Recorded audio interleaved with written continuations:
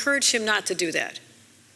I would encourage him to let the election play out fairly, without interference, understand that I, as governor, have some influence on what happens across the state, and I will use that influence to make sure that New York is a safe, secure place, and that our policies support our values.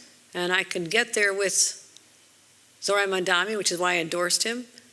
And the president, as I mentioned, must have higher priorities to focus on than that. You were talking just recently about this, obviously you were saying to turn down the temperature of the room, and that chart earlier said the last 10 years, 2015. You just spent a few moments talking about what Donald Trump has done.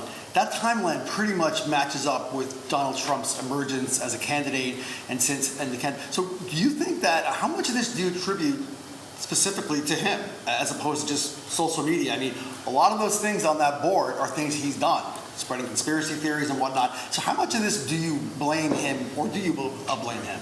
As I said, I'm not going to dehumanize individuals. I don't do that. But I'm also not going to be suppressed in my ability to tell the truth about what's going on.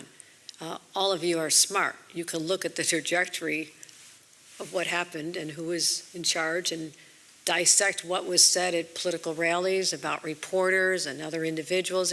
There was a long history of language that was, I would say, in many respects, new to the political dialogue. Things that perhaps others in the past thought you couldn't get away with.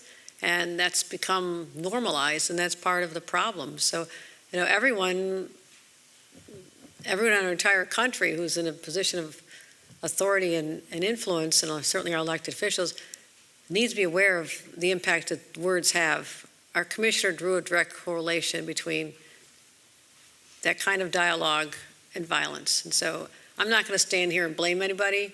You can all look at the chart and figure it out. Governor, what reassurances did you get from Mamdani when it comes to policing?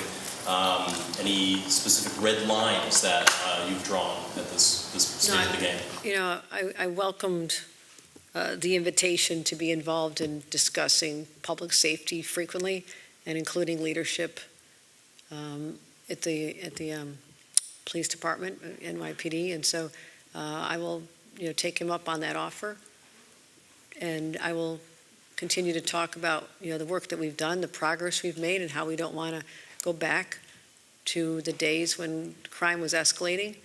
And I think he's a very smart individual, and he will certainly see, as I see and others see, that sometimes administrations are judged on that one crime statistic. And I'm not going to root against the mayor of New York City. I work with Bill de Blasio, I work with Eric Adams, I work with Zohran Mamdani if he's elected, because I'm never going to root against New York City. I'm going to make sure that the leader is successful.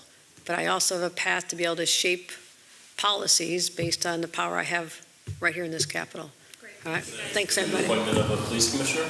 Would you like Jessica Tisch to stay on? I've been invited to participate in the conversations about strong leadership at the NYPD. Thank you, everybody.